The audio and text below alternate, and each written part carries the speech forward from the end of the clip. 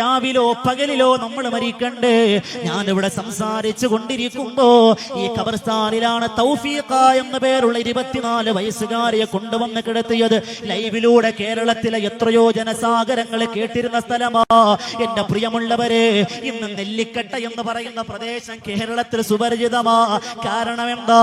തൗഫീഖ എന്ന പൊന്നുമോക്ക് വേണ്ടി ദുആ ചെയ്യാത്ത പ്രഭാഷകന്മാരില്ല, ദുആ ചെയ്യാത്ത സദസ്സുകളില്ല, മയ്യിത്ത് നമസ്കരിക്കാത്ത പള്ളികളില്ല. എന്റെ പ്രിയമുള്ളവരെ, എത്ര പ്രായമാ പൊന്നുമോക്കായത്? 24 വയസ്സല്ലേ പ്രായമുള്ളൂ. നമ്മളെക്കാൾ എത്ര ചെറുപ്പമാണ് എന്റെ പ്രിയമുള്ളവരെ.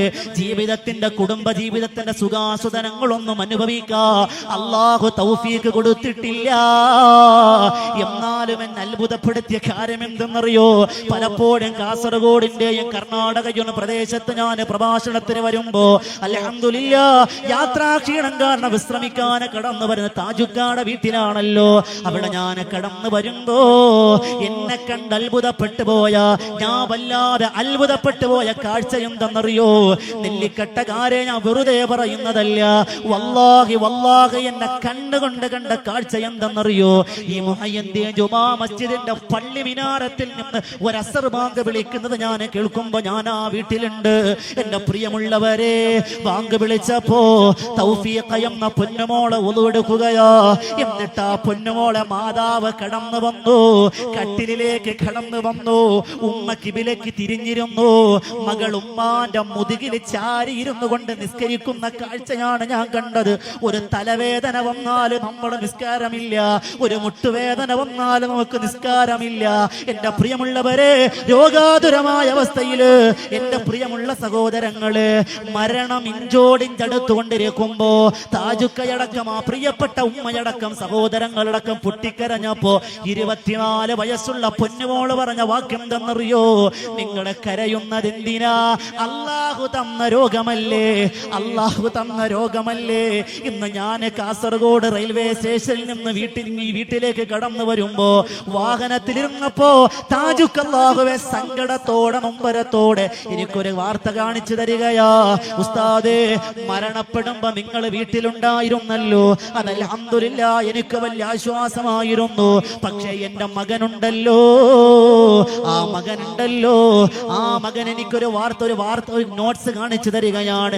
മരിക്കുന്നതിന് മുമ്പ് എന്റെ പൊന്നുമോളെ എഴുതി തയ്യാറാക്കിയ വസിയത്ത് എനിക്ക് കാണിച്ചു തരികയാണ്.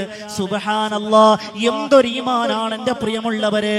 വാപ്പാ തൗഫീഖ എഴുതുകയാണ്, വെറുതെ പറയുന്നതല്ല. ഇപ്പോഴും ആ സഹോദരന്റെ ഫോണിൽ ആ മെസ്സേജ് ഉണ്ട്. മരണപ്പെടുന്നതിന് മുമ്പ് ഈ നമ്മുടെ വിരൽ കയ്യെത്താ ദൂരത്ത് കിടക്കുന്ന തൗഫീഖ എന്ന പൊന്നുമോൾ എഴുതിയ വസിയത്താണ്.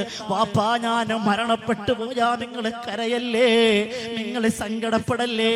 എന്റെ പടച്ചവന്റെ അടുത്തേക്കാണ് ഞാൻ പോയത്. എനിക്ക് ചില കാര്യങ്ങളുണ്ട്. എന്റെ ഫോട്ടോ മരണവാർത്തയോടൊപ്പം നിങ്ങൾ ചേർക്കല്ല. ഒരു സംഘടനക്കാർക്കും എന്റെ ഫോട്ടോ കൊടുക്കല്ലേ, എന്റെ കൂടെ പഠിച്ചവർക്ക് ഫോട്ടോ കൊടുക്കല്ലേ എന്ന് തുടങ്ങുന്ന വലിയ വിശദമായി. ഇന്നാലിന്നയാൾക്ക് ഇത്ര രൂപ കൊടുക്കാൻ കഴിയോ, ഇന്ന ഹോസ്പിറ്റലിൽ വീൽ ചെയർ വാങ്ങി കൊടുക്കാൻ കഴിയോ. 24 വയസ്സുള്ള പൊന്നുമോള് വസിയത്ത് തയ്യാറാക്കിയാണ് മരണപ്പെട്ടു പോയത്. അല്ലാഹുവേ, ഞങ്ങളൊക്കെ മരിക്കുമ്പോ ഞങ്ങളുടെ അവസ്ഥ എന്താ? ഞങ്ങളൊക്കെ അവിടെ ഇരിക്കുമ്പോ നമ്മുടെ ശരീരത്തിൽ എന്തൊക്കെ രോഗാണുക്കളുണ്ടെന്ന് പറയാൻ പറ്റുമോ? ഇന്ന് ക്യാൻസർ പടർന്ന് പന്തലിക്കുന്ന കാലമാ. വയറുവേദന വരുന്നു, തലവേദന വരുന്നു. അല്ലാഹുവേ, ഹോസ്പിറ്റലിലേക്ക് കൊണ്ടു ചെല്ലുമ്പോ വൈദ്യശാസ്ത്രം വിധി എഴുതുന്നു, ബയോപ്സി എന്ന ടെസ്റ്റിന് ചെയ്യുക.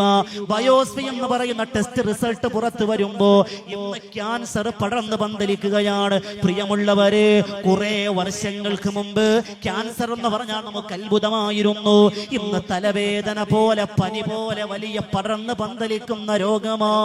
നെല്ലിക്കട്ടയിലെ ഉമ്മമാരോട് സങ്കടത്തോടൊരു മകനെന്ന നിലയിൽ ഞാൻ പറയാ, എന്റെ വാപ്പമാരോടൊരു മകനെന്ന നിലയിൽ പറയാ, ക്യാൻസർ